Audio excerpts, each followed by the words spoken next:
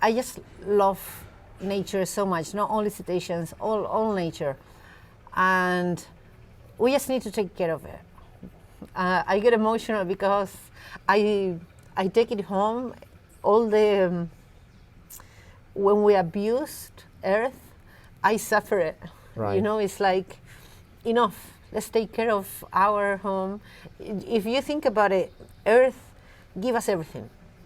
For me, cetaceans, they give me joy, they give me life, freedom, but the planet give us everything, give us this glass, this water, this table, everything, the air, and people is not living, appreciating this. It's like, you give it for granted. Welcome everyone to Conversations Beyond Travel, another conversation about sustainability, responsible tourism, and anything related to travel. Today my guest is Mercedes Reyes Zamudio, the woman behind Whalewise Ecotours, a fantastic activist for and advocate for marine life here in Tenerife and whales and dolphins, which you're going to learn more about this in a second. Mercedes, thank you for accepting this invitation. Before we jump into our conversation, can you just introduce yourself to our audience and tell us what is it that you do? Okay, well, thank you for inviting me. I'm very happy to be here. So I'm Mercedes Reyes, and I'm a marine biologist specialized on marine mammals.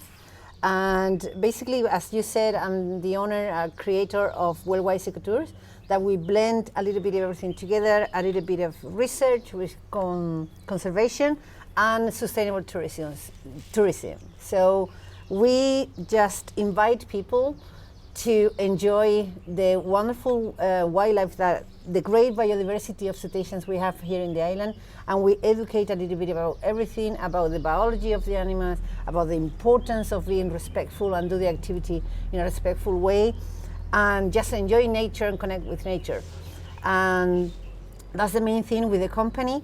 But then apart from that, we do a lot of volunteer things, like to promote conservation and research and many things that will take care of the cetaceans and the planet. So that's basically what we do. Wow, pretty amazing work that you do, and we had a chance to see it firsthand with Canary Green Team, and remain really impressed by your approach of the whole sustainability and responsibility, which we'll just speak about it in a little bit later. But there's an interesting story you only mentioned to me once. How did you get into, what happened, and what made the decision that you decided to commit yourself to this type of work and job and this type of life? Yeah, I remember. I told you when it started, but it's been a long process. It all started when I was a little kid. We went out on a boat of a friend of my dad, and I was sitting like over the edge, and this common dolphin came and looked at me in the eye. We look at each other, like we are like a meter apart, and that was it, straight to my heart. Wow. I fell in love with all cetaceans, and then I knew. I grew up knowing that I am very attracted to dolphins and whales, and I had a lot of curiosity about what they're saying to each other. Because there is a lot of going on in the communication and bioacoustics. So I knew that's what I wanted to do. Then I went to uni for that. Then I did the master, and I've been all my life trying to get close to it. And then I have my own projects in my head that they haven't been able to develop, because I've been very lucky, and I feel very grateful that all my life I've worked in contact with these animals. But at the end of the day, they're jobs or voluntary work, and you have to do what you're told. So I even crossed the ocean to go to Canada, try to do my projects there, well, a PhD. Long story, I don't want to go into detail, but I couldn't do it here. And so always pursuing doing my projects and my own research about communication and language. But then I came back, we created Whalewise Ecotours to be able to self-fund. But the truth is that even now that I have all the tools, I haven't been able to develop my own research because it's more important conservation. There is so much stuff going on that my dreams and my projects have took a Right. second place. Right. It's more important to focus on make sure that the whales and dolphins here are relaxed, are happy, are on their welfare. Right. So Yeah. what is the problem with what is the biggest maybe challenge with the conservation that it requires? It's the sort of prime focus of yours. Are there any problems here with what we have here in Canary Islands? Yes, there are so many impacts that we're working really hard. Not only us, I'll explain to you later, but there's a lot of people together trying to do something about it. And I don't know, we cannot cover all of it, but there is a lot. Collisions is a big one with the ferries and fast ferries and all that. Collisions with the smaller boats, people that go on the boats or whatever, top speed, the propeller, it can create a lot of injuries. Then, of course, we have the plastic everywhere. It's very important on your day-to-day life in your house to be aware of the use of plastic, try to minimize. Then there is contamination in the water.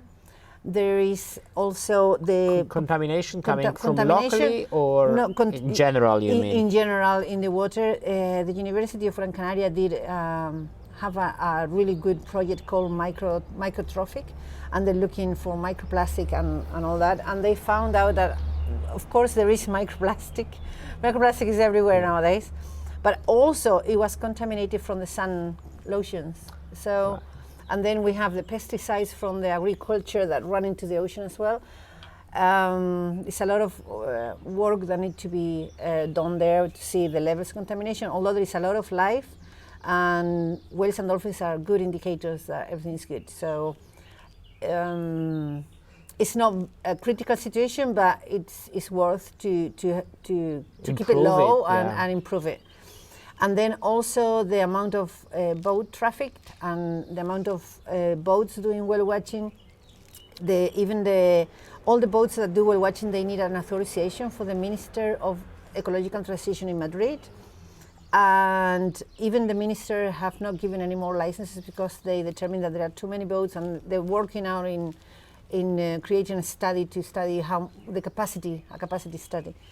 So, but right now there is so many illegal boats. There are private boats. Right now, even other touristic activities like jet skis and sport fishing, all of them end up going partying on boats, parties.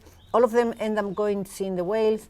So there is a lot of pressure sometimes, and many of the boats, some are very good, do a good job, but many, maybe because they don't know or whatever, but they're stressing with the maneuvers, bad maneuver speed going on top of them. So there is a beautiful law with a code of conduct to follow. And so there is so much things to be done. Yeah. Right, but the code of conduct, the law, is it recent because of this so many activities it has been imposed, or is it part of the whale heritage side, or is it part of something that was established, people just didn't follow? The code of conduct, it's not new. It's been there for a long time, and it started, one of the pioneers here in Europe is the code of conduct, a law made by the Canadian government. It's very good, and then another law came in, like for all of Spain, about protection of cetaceans, but we're talking about, this has been written for over 20 years now, and the law is actually very nice and beautiful, and if everybody will comply, it will be no problem. But the truth is that there are many people that don't. There is a research non-profit that we collaborate sometimes with. It's called Asociación Tonina, and they have measured the cortisol levels in the blubber of the pilot whales, which are the ones that they're resident here and they go for hunting. They go very deep, and when they come up, they stay on the surface and they need to rest. So they have measured the accumulated stress on these animals, and the truth is that they are stressed. And we think that it could be mainly because of the presence of boats, because they have done it in other populations that there is no whale watching, and the stress levels are very low. The difference in cortisol levels is huge between the ones that live here and the ones that live in Santa Cruz, where there is no whale watching. We're talking about that the average was 83% for the west coast, where all the whale watching happens, and then off Santa Cruz it was only 15%. So the truth is that they are stressed, even if they don't seem like it when people approach. But it's true, and we don't know. We need to act because I don't want to be dramatic or anything, but it could happen. It has happened in other places in the planet that they just leave Move the out. area. I mean, there's plenty of food here, but there is stress. So we don't want to find out if they will leave or not. Better to act now. And another important part of all this is the people, the tourists, the people that want. You have to really ask for the companies about, is it respectful? What do you offer? Because yeah. How can you recognize a company when you come here as a tourist and you're, let's say, just an ignorant, you don't know, you just want to go and see whales and dolphins? How would one choose the company the right way? Well, this is like I said when we first started. I'm a marine biologist and I've been learning how to be a business person. It's like a jungle. It's so much offer and so many marketing and mediators.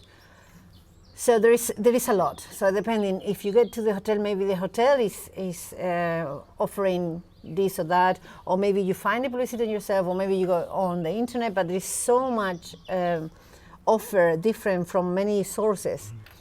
So with the World Heritage Site, it's a certificate that we just got this year, and it's to recognize this place as a World Heritage Site. This is an annual certification. So now we've come together so many different entities and people working to it, and right now it's to work because they put tasks to be done during that year and a plan, action plan, and then we have to work and try to minimize all these impacts that we've been talking about. So one of the things is to put everyone on the same page. We are creating a list of legal and, well, the Canarian government, Turismo Tenerife, is also have, it's been trying to work on this with the sustainability chart, trying to point out the people that is doing it right. And yeah, the separate activities. If you're in a jet ski, don't go see the whales. If you're sport fishing, don't go, There's so much things going on with the World Heritage Site. So this certification, it's, I lost the trail of what I was going to say. But anyway, so many initiatives coming on to try to minimize the impact. So let's, because there's two things that you touched that I really want to talk about. One is the World Heritage Site, the creation of it. What does it? Because it's only one of the three in the world, right? I think there is four right now. Okay. We were and the only one in the Europe. Only one in Europe. So that's one which I would like to find out more. And then I would like to know how, as a tourist who comes to the island, and I want to go in a sustainable way, but there is so many companies on offer. Is there any logo or any way that I can recognize a company that does it the right way? Right now, unfortunately, there isn't, and there is a lot of confusion about it. Back in the day, with the Canarian law that I told you about, the first one, it says that the boats with the blue flag are the ones that are legal, and the crew have a skilled and prepared guide on board, and they know the code of conduct and all that. But nowadays, you need two. You need the blue flag and the authorization from Madrid. So right now there is no logo, even the blue flag. Right now, many boats have the flag but don't have so they're not doing illegal as well. So right now there isn't, and with the World Heritage Site initiative, that's what we're trying to do. We want all the people that are selling tickets, all the hotels, all the people that are promoting whale watching, that they have that list of legal boats that are caring about conservation. So it will come up. It will come. We're working on that to have a nice logo and a way that the tourists can, know about can this spot as well the good and ones. spot it. So for now, the best way is just to go online, put eco or sustainable, and and just do your research a little bit. Right. So when was the whale heritage site created, and how did it come around? Because I'm sure it's an effort, like you said. I think you told me recently that it's not only Tenerife but it's also La Gomera. Yeah, Tenerife, right? La Gomera. So how did this come around? And you mentioned there is required work every year to do to keep that site, that title. Yeah. So it started like we got it 2021. Right. So 2021 in January, but it took 2 years since the beginning. First, you apply to be a candidate, and then you apply to, once you're a candidate, then you apply the final application, which just was tons of work, tons. I'm actually grateful for the COVID in that way, because I was at home and I found the time to, we found the time to do it. We do it through an association called ACEST. It's the Association for Cetaceans in the south of Tenerife. And they gave it to us, and they wanted to know everything. So basically it was very nice and beautiful work, because it's like going back all the history about connections between, and all the initiatives that have been done in the area. And it was very, very, very, very good. So we got it, we have it. We're the marine area Tenerife La Gomera World Heritage Site. And now every year they're gonna evaluate what we're doing. They also tell us what to do, or suggest you should do this. And they're worried about the number of boats. So first year is to try to minimize the number of boats that go out to the whales. And that is, putting that list of legal boats out, informing and the people, trying to reach all the companies that don't do whale watching but do other nautical activities, to please tell the clients that don't approach, because there are charters that people that rent a boat only without crew, jet ski, as I said, all the kayaking. There's a lot of activities that just go to another place. And and then every year more things will come. This year, the main thing is that, but we're creating an action plan with so many other initiatives. We want to get to the schools as well, because this World Heritage Site is beautiful because it's for everyone. It's a certification that is for all of us. It's for Tenerife and the whales, so we're all working together, and the point is to join the community into it. So we want to get to the schools. We're preparing material to get to the schools. We want to get to the tourists, the people. We want to get to everyone, to the culture, celebrate. It involves also festivals and all that. Nice. So it's a lot of beautiful stuff coming up. Yeah. So I'm sure, next few years will be very exciting for that, because once we have that certificate, once we have that site established here, it's gonna drive different type of tourists as well, I believe, right? Yes, and also this certification is done by World Cetacean Alliance, but it's also supported, this one in Tenerife, for World Animal Protection.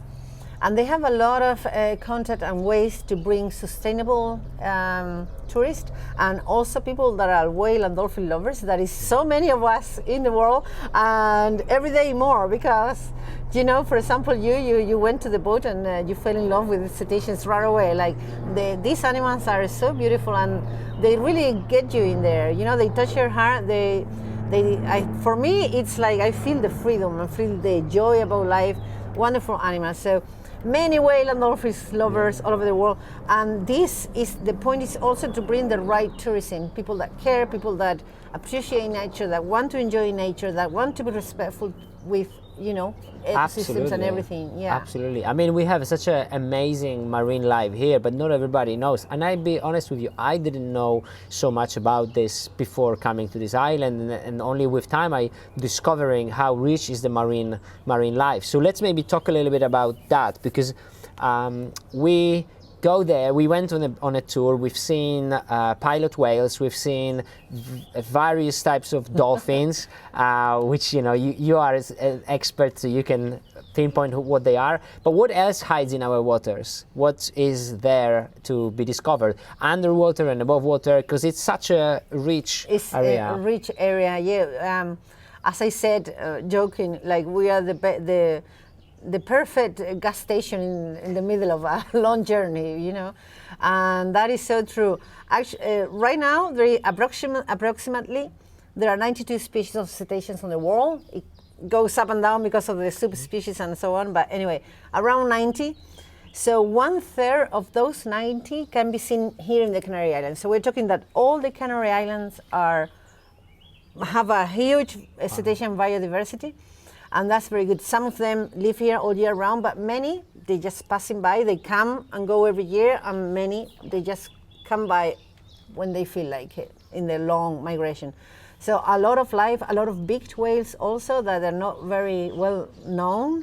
These animals spend like 80% of the time diving so deep, and they're kind of shy to boats sometimes, not always. But just recently you saw a bright whale, didn't you? Yeah, and that's not a big whale. That is a baleen whale. Right. Yeah, they come every year, bright whales, sei whale, fin whales. And then if we get lucky, we can see humpback whales and sperm whales. And then for dolphins, we have, common dolphins, rafted dolphins, striped dolphins, spotted dolphins, the bottlenose that live here. So many marine life going on. And also there are turtles. Actually, the area in Tenerife, in the west coast, Tenorasca, is a special area of conservation, and that is because of the presence of the turtles and the bottlenose dolphins. So this is an initiative from Europe. It's Natura 2000 Habitat Directives. So, and also there is, these waters are deep. Mm-hmm. They can get very, very deep, and there is so much that we don't know. Right now there is actually a submarine here. They came from the States, a team, and they're gonna try to find a giant squid and film it. But there is so much life down there, but still it should be better. What I think is that fishing is a little bit not controlled. Mm-hmm. There is so many sport fishing, but anyway, there is so many, fish and other life, sharks. There is a lot of biodiversity in everything, but the truth is that numbers are I don't have scientific proof of it, but you can tell, like when I was a kid to now, even the seaweed, you see that decline. So I think more effort is needed to preserve. Sure. It's all connected, it's like a change. So what do you think, looking from your perspective, what can be done, or what can we do, what can visitors do when they come to help to protect the biodiversity, the marine life, everything that we have here, so it's not only remains as it is, but actually gets better, flourishes a bit more? So it's difficult to know who's doing right or wrong, or from first step, because you don't know. When you come on holidays, you don't know where you're getting. But of course, use the common sense. If a company is offering you to swim with dolphins, it's completely forbidden, or feeding turtles, like, use the logic. Nobody should be feeding wildlife. So if you see that offer, just don't take it. Yeah, I know people when they're on holidays, they go into, I don't care mood, I'm gonna enjoy. But it's important. It's important to choose the right choices, and don't go for these activities that, even if you don't know they're forbidden or not by law, if it that it's not right, just don't do it. Right. Okay. There is also someone recently told me, when we have roughly before pandemic numbers, 1 million people coming through this island, and everybody wants to eat seafood, that's going to have a big impact. So be wise about what you choose on your plate, what you have on your plate, and when you're on holidays or things like that, because people don't think about it, it's just me eating it, right? Yeah. But then it has a ripple effect for everyone else. And on the buffets in the hotels, they really makes me sad, because it's so much extra food for no reason. So try to I don't know. Be a bit more aware of what you're doing. Of where that's right, and also change the activity. For example, instead of going fishing, you can go snorkeling, and instead of killing the fauna, you can go enjoy it, swimming free. So, and always treat it as your home, because maybe you are from another country or not, and you come here, but we're all citizens of Earth. This is our home. We have to take care of it, no matter where we are. Absolutely. Yeah. From your experience on the ocean and here in Tenerife, I'd love to know what was the the best experience that you've had, the one that took you by surprise? Because you've seen a lot. You've been in Canada, like you said, you worked. You've spent in England, so you've seen a lot, and you committed your life to marine life. What's the best experience that took you by surprise? I have so many. It's hard to pick one, but my favorite had to be in Vancouver Island. I have so many good in Tenerife. I'll tell you one now. But my favorite was first time in the water in Vancouver Island. I went into a small zodiac out, and I had 2 humpback whales for 1 hour, just jumping and flipping their fins just beside the. And I was like, yeah, this is such a great welcome. Yeah, that moment was unforgettable. Of course, humpback whales are I always love them. It's like one of my favorites because of the sound that they make. They're amazing. They have this song that every year they update a bit, like the Song of the Summer. Wow. And all the males singing, and they're very wonderful animals. So, of course, that was the first time, because sometimes in the ocean you go out, you don't see anything. Yeah. You know, so it's like, wow, first shot, and then I got this 1 hour of humpback whales. And here in Tenerife, I had so many good moments as well. But I remember a pilot whale that it was a young adult, a juvenile, not young adult, juvenile kind of, yeah. And I think it was one of the first times that he went down for hunting squid by himself or herself, I didn't know. But anyway, he came out to the Zodiac with a piece of squid like this, and he went around with the head up, out of the water, showing us, like for you know, all around the light. Look what I got! Look what I got! It was so cute, adorable pilot whale. Yeah, nice. I remember that moment. Yeah. Amazing. Yeah. For me, even being there on the boat and just seeing that, it was the first time such a close experience with dolphins, because we. In the past, we've done a whale watching tour in California, but we weren't as lucky as we were here, where the dolphins were literally racing with the boat, and dolphins were really pilot whales were really close. So it's just amazing what we have here.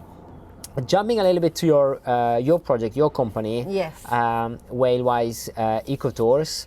What I would like to find out a little bit of the research that you do. Because I know you go in the mornings on the weekends to do your recordings, and what is the research that you focus on? Well, yeah, as I said, it's language and acoustics. So right now I'm just collecting the data. I don't have the time to do anything else for now, but that's what I want to know, what I want to do. So I'm just collecting data. We have several projects going on apart from mine acoustic one. First, we are the sustainable project for the government here in the Canary Islands. So we are collecting data about because our boat is an eco-friendly boat. We create our own hybrid boat with electric engine. So we wanted to prove that it's truly a sustainable boat or not, and study the impact of the boat on the pilot whales. So the morning tour is also for that, just to arrive by the pilot whales where there is no other boat. And see the reaction of this and that. So we did that this last year. Now we're trying to extrapolate to an area and see what will be the best approach of sustainable approach in the island, and then try to move it along the harbors. Right. But that's in one thing, that's with the government. Then we are in collaboration with so many other projects, and many boats are, to do a catalog. It's very important, and it's so needed to have a long-term monitoring of the resident populations. So the people that are doing it, they don't have the funds to go all year round. We're trying to do that as well with the World Heritage Site, trying to get a team of researchers monitoring long-term. But for now, all the boats that we collaborate, taking the fins, and because we're there out all day, and so we do that, and then also. We collect data for the minister. All the boats do for the Minister of Environment. Collect all the sightings, and then for our projects, we just write down all the basic information about every sighting, where, what they were doing, how many, like the basic stuff of all the sightings. We put it environmental conditions, and for our projects, let's go back to the beginning. We truly want to know what they're saying to each other. I'm still, that teenager that is like, I want to know. And there is something there is some instrument that we are waiting. We had it if it wasn't for the pandemic. It's a CymaScope, and this a device that you can see the sound. And some people in Florida found out that the cetaceans can work. Okay, dolphins have a sonar. They emit sound and then they receive it, the echo, and they see in 3D, completely a biosonar. So they found out they can reproduce the echo and send an image to another individual. For example, if I see a shark, I receive, the shape of the shark and see it in my head in 3D, then I reproduce the echo to you, and then I send you the image of the shark. Look what I saw. So very interesting, Wow. It's like, wow, they're sending images within sound. So that blew my mind away when I found out. And I'm desperate to get that machine and play a bit. But very expensive, we'll have to wait. It's okay, we are busy meanwhile. So yeah, all about acoustics. Focusing on acoustic and the communication between dolphins. Yeah, it must be a ton to do. So it is hard, especially in the wild. Many of the studies also are in animals in captivity, which I don't agree with. I think they're animals that are emotional. They have emotions, they have feelings, and they have a brain very similar and sometimes even bigger in proportion. So I don't believe in captivity, but studying them in the wild is tricky because you have to identify what animal is saying what. That's why we put cameras under the boat, the animal have to be close, and we don't want them to be close. We want to, But it's tricky. It's tricky to see what animal is saying what, and in the wild is so tricky. It takes longer, but it's not impossible. And little by little I hope we can. Well, I hope there. so. I hope you get there. Tell me, Bliss, a little bit more about your boat, because it's a unique boat that you've created with that in mind, that you want to do research. Tell us a little bit about this, please. Yes. So it was in my head.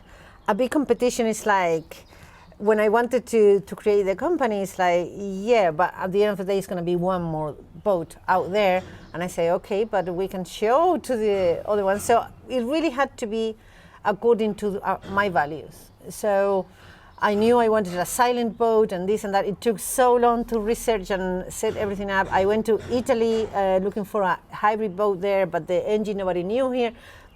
Big research about the boat. At the end, we didn't have, there wasn't any boat that will suit our needs here, and especially with the sea, you have to be safe as well.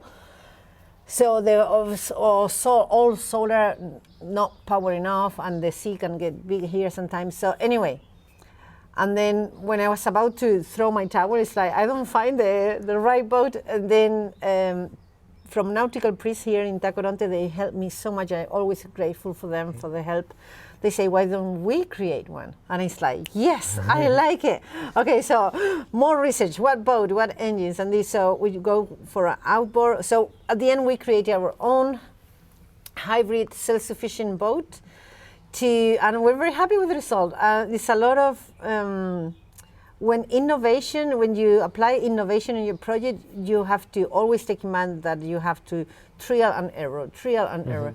So the whole point for any entrepreneur that could be seeing this, I want to just don't lose your motivation. Sometimes go are left behind within the project, and then you achieve new ones. So it's I think I encourage people to be brave and try to do new things, because the outcome was actually very, very, very good. So you have 2 electric engines, two normal engines with a carbon neutral program. Then we have the solar panels to feed the boat, to charge all the material and the engines. Then we have anti-fouling, that is the eco-friendly version. The anti-fouling is the treatment of the hull for not the seaweed not to attach, and the life. That paint is very, very full of toxics and contamination chemicals and stuff, and it washes off over time. So every boat have to do it every year or every 2 years, and that paint washes off into the ocean. So very, very nasty stuff. So we went for a silicone-based one without biocides or toxics. So very expensive, but it actually lasts longer. So I recommend that to anyone as well. Then we tried to go plastic-free. everything biodegradable and reusable. Before COVID, we used to have everything buy in bulk and, you know, do our own lemonade and tea and coffee and zero waste, zero waste philosophy. After COVID, we had to change it. But of course, making sure that now that we recycle, it's hard to believe how much stuff out there it doesn't help. You know, there's no options. We managed to get chocolate bars that are, the packaging is fully biodegradable. That's the only thing we could find. Wow. Like not even nuts, nothing. Everything's like plastic. Like But anyway, at least we try. And what else? Maybe I'm forgetting something about No. the boat. I think a lot. I didn't know about the paint, but 2 electric engines that you have, they serve when you are close to the. Then we put the electric engines when we are close to the animals, and also a little bit more sometimes. And depends on the sea state as well. Of course, they're not very powerful. We can do 7 knots max. So sometimes we see the animals, and then on the way back we continue with the electric engines, or to see the cliffs. So we use it as much as we can, not only for being silent for the cetaceans, but also for not creating CO2. And the carbon neutral program works very good. Because of the situation with the low tourism, there is 2 things that we had in the bucket list of the boat, because the boat has a bucket list of things to do. One is the propeller guards. It's like a cylinder around the propeller that avoids any life to get in contact, so you cannot injure any animal. They're waiting at the shop for us. They're very expensive because you can buy bad ones, but the good ones, it's 700 each. So we need 2. So you know, situation right now, but it's there. They're waiting for us. The guy at the shop said, "No hurry, they'll be here." And there is another thing that we're waiting to have the money to get, and that is a desalination system. So, you know, it's a portable one, and you just take, here in Tenerife, the water is always like gold. Yes. We should not be wasting it. And this is to take salt water, put it into fresh water, and then clean the boat with that. That water. Yeah, that'd be it's great. Not for drinking, but for all the use, because you know the boat is a lot of water to wash it. Absolutely, and I wouldn't think about it that actually you're right. You're wasting a very precious resource if you're just using a tap water or anything like that. Yes. So that would be a great thing. Yeah. So tell me, what is your vision? What do you would like to achieve, or why you're doing this in first place? Like, if you have to speak from the heart and say, why do I do this, or what is my vision? What would you like to achieve with your projects? I just love nature so much. Not only cetaceans, all nature, and we just need to take care of it. I get emotional because I take it home. All the when we abused Earth, I suffer it. Right. You know, it's like, enough. Let's take care of our home. If you think about it, Earth give us everything. For me, cetaceans, they give me joy. They give me life, freedom. But the planet give us everything. Give us this glass, this water, this table, everything. The air, and people is not living. Appreciating this. It's like you give it for granted. True. That's true. So everything I can do to help for a better planet and enjoy nature, I will do. I watched this documentary a couple days ago, My Octopus Teacher, and it's a very good film. I would not expect it, but there is this conclusion that essentially we are part of the world, not a guest on it. But we treat it, we act often as we just hear a guest, and whatever we do, then we disappear. No, we need to be acting as we are part of the same living organism, the same system. Yes. The Earth made us, made this glass, made everything that we have here. Nothing came from from space, and that's it. So. Well, I wish I know you're transmitting this mission, but I wish you open eyes to more and more people about this approach, and accept this, especially people who are coming here, because in the end, the best place to start a change is your own backyard, and we are here, right? Yes. Mercedes, where people can find you, what's the best way to connect with you, look at your work, follow you, which social media they should use, or what's the website? Yes, well, the website is Wellwise, how you say that? The little Dash. ecotourist.com. We are on Instagram and Facebook, and hopefully soon Twitter, Okay. and LinkedIn. But yeah, we use Instagram a lot, Facebook. On the webpage, you can find my phone number. You can contact me over the phone, the email. But the webpage explains a lot of what we do and all the tours and this and that. And about the World Heritage site, to contact if you're anyone interested on collaborate in that initiative, then it's through ACEST, A-C-E-S-T. Assest.com is the webpage. This is a non-profit, and I'm also there. I'm trying to be everywhere. Good, that's good. Good. Yeah. Brilliant. And to book a tour, we go to your website and give you a call, or book through the website. The best way is go online, book the tour that you want. If you have any doubts, you can contact me. And always, I ask for the email and a phone number. I'm always talking to my clients before the tour and after the tours, because I'm always keep checking on the weather, and it's like, okay, this is not the best option.